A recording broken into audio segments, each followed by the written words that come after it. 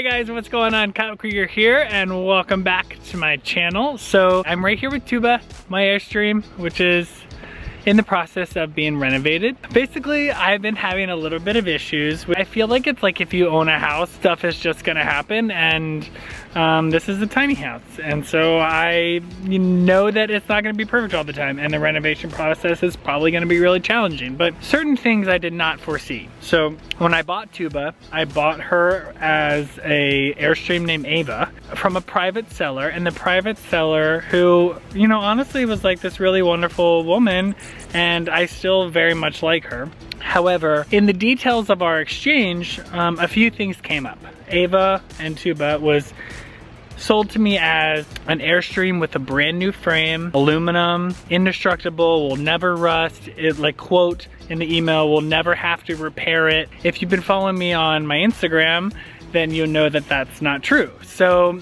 I realized that the private seller, you know, this is sort of like buyer beware, right? So like I realized if you buy from a private seller and you don't send out an appraiser to go see if the Airstream is good or not, you might get screwed. And so I'm not saying that she screwed me, I'm just saying that she said that I would never have to repair this because of the work that she did to the frame. However, Tuba is really kind of falling apart. So the outriggers do a lot of holding weight, even, you know, even when it's full inside. However, they do bear a lot of weight as I'm traveling with nothing on the inside. So unfortunately, the outriggers, the welds began to fail. And the previous owner told me, like, hey, I drove it from Florida to Massachusetts with the brand new frame, and it was completely fine, smooth. She documented it on her Instagram. She told me all about it in our messages. Like, it was such a smooth ride, no problems, no issues, 1,200 miles, whatever. 300 to 400 miles after I leave Massachusetts, when I pick up Tuba, the welds start to fail, right? And so I notice that the outriggers on the welds are failing, they're cracking. Like, yeah. Because this is where it was screwed in. Look, it's even screwed in, and then now the screw is out. Yeah, well, look. And I'm like, oh God, what did I get myself into?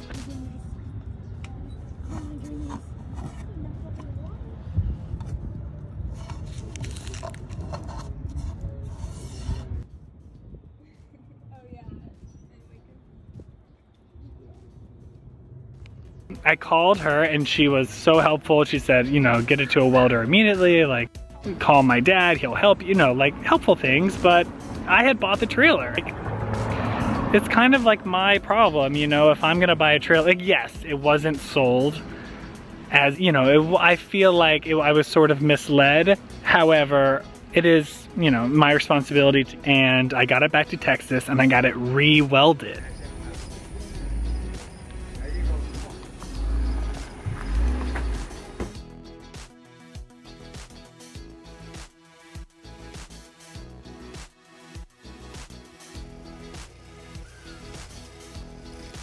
And when I got it re-welded in Texas, I was really confident that it was gonna be fine, right? Because it was like these brand new, like gorgeous beaded welds, and it was like so nice.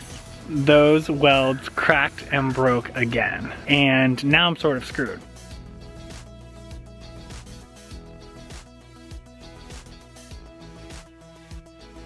So I'm here on the street in Palm Springs with Tuba, welds broken, unsure a little bit of how to get to my final destination, which is Oregon. And I'm working with this, like, I hired this team in Oregon. They're called Mountain Modern Airstream. Like, this incredible, like, couple that has this, they had like the most beautiful design, and I was like, I have to work with this couple. So I'm trying to get it to Oregon to be there with them so they can start to renovate it. But because the welds are breaking and because the subfloor that was supposedly brand new is falling and cracking, and now you can see through the subfloor. So like the waterproofing, everything completely fucked. Here I am under the trailer. I have it up right now on these things to kind of prop up the weight off the outriggers, which are these things here. This is the weld that I had redone. So that's broken. That weld is broken. This weld is broken. This one is cracked right down the middle. that weld that's cracked right down the middle, like that's not normal. Like, so inside the trailer, I got an engineer to tell me that these frames right here that go down, and they're pushing all of the weight here towards the outside where the shell is. So it's actually not smart to have the frame pushing the weight down and out to the outside. It should be convex. It should be the other way, or an X, something that's more balanced. Like, I don't really know anything about this stuff, so I'm learning all this stuff. The previous owner set this up for me, and I just assumed it was correct. Potentially could be one way to do it, but it's not the right way for what I need right now. I realized afterwards that I should have checked to see how other people travel with the trailers, because on her Instagram I see that she used an X. And then also, this is a crack right in the subfloor. Like that light down there, that's the street below. So as you can see from above here, that the subfloor is all cracked right here. Welds down there are all broken, and so this crack just goes right through the concrete. This right here, that crack should not be there. On this side too, this crack should not be there. I don't know if you can tell, but the whole floor here slants down now, where this support is pushing down onto the floor. So what's frustrating, it was kind of part of the selling point that this was a brand new subfloor and a brand new frame. However, the subfloor is completely cracking.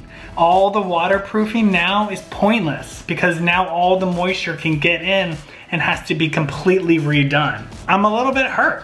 I kind of trusted this person and I'm not sure if I should have. So I don't know. I have no idea. I could be wrong. It could be totally fine, but it doesn't look fine. It's falling apart and it just sucks because I was just so excited, you know, but I feel like maybe this is part of the process and I'm sort of just trying to have to like breathe and be like, it's gonna be fine, I'll work it out, it's just the beginning. It's a mess. Okay, so today we're gonna build a frame on the inside with no knowledge on how to do that and hope and pray that it works. I have tried so hard to find a flatbed to get her there without driving, and it's impossible. Like, every quote that I've gotten has been like $5,000 to go like 1,000 miles. So I'm not gonna do that. I'm gonna try to make a brace inside to get her there. I'm gonna lay down some plywood and screw it into the floor. Because it's cracked right here and because the waterproofing is pointless and the whole subfloor is ruined anyway, I'm just gonna screw into the subfloor and create panels that go across to add some support, just to get me 1,000 miles. Like, normally you can find an Airstream 6 to 10 grand, right? That's like a vintage one. But then you have to gut it, pay for the frame. It costs about 20 grand once you get to that point, which is what I bought this for. So I bought this thinking, okay, I'm at 20 grand, but I have a head start because it has a brand new frame and a new subfloor and a beautiful shell, and so I was ahead. But now I feel like I'm behind. Okay, so I went to the store today and I bought this wood right here. I cut it exactly to fit the width of tuba, which is 7.5 feet. So I'm going to screw in this wood here to help support where the subfloor is failing. So I'm hoping that if I can sort of flatten out the subfloor by lifting up the outside and then screw in panels of wood across to help support, and also reshape the interior beams so that they actually support it rather than pushing against, I think I'll be good. I realize that this is sort of part of the deal, right? I realize that if you buy something offline and you don't get it appraised or whatever, like, it might not be great. And I do think it's great. I do think the frame is probably pretty solid. I just feel like it's gonna take me a little bit of extra cost and a little bit of extra effort to kind of get it to my destination safely. But the first thing I'm gonna do is I'm gonna jack up the subfloor with a car jack so that everything is even, and I'm gonna lay down the wood so that I can screw into everything. Tuba has been sitting in the sun all day, so it's a little bit hot right now to kind of get in there and like start working. So I'm gonna start in the morning, but I'm gonna get in there and kind of organize my life in here because it's a little bit like crap is everywhere. So I want to organize it so that when I come in tomorrow, boom, boom, boom, she's good to go. Okay, good morning guys. Last night I showed you the trailer and today it's bright and early. It's 8 a.m. maybe? Yeah. So hopefully it's still a little bit cool outside. I have like a trusty little notepad here that I'm just gonna draw up my plans just so I kinda can like make sure I know what I'm doing. Sort of shaped like a pill. And then there's this wheel well right here. You can tell I probably got an F in art class. It's the first piece of wood that I'm gonna repurpose. It's a V that goes down like this, but we're going to make it be an X like this. The same thing on this side. Repurpose these as an X. Okay, so I cleared out the V thing that's here. It looks like this.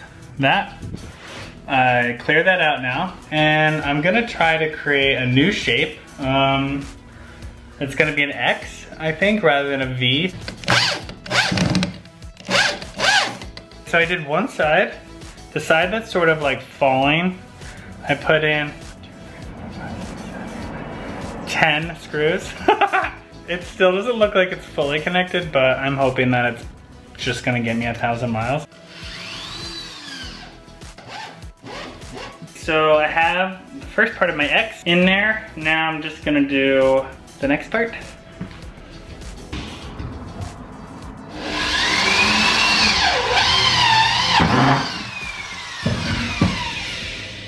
And then I'm gonna put a piece of wood here that goes here to here and put lag bolts through here.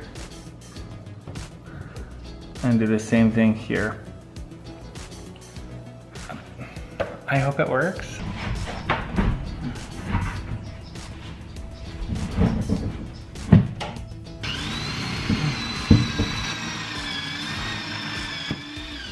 Drilled a hole, and I'm gonna add a lag screw so it connects this piece of wood to the bottom of the trailer.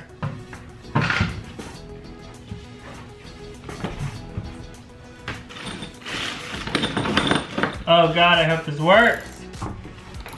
Came through. Oh my gosh. Yeah, boy.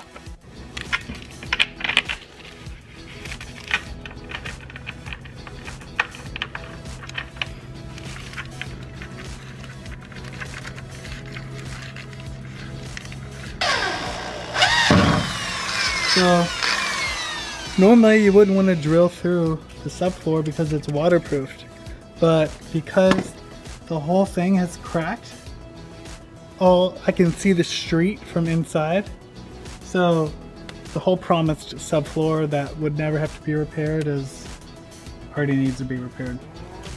Oh my God, for the first time in this whole thing, I feel like I have hope. Okay, so as you can see, I have a lag bolt here, and I have a lag bolt here that goes underneath the trailer, and I have another one right here, and then another one over there.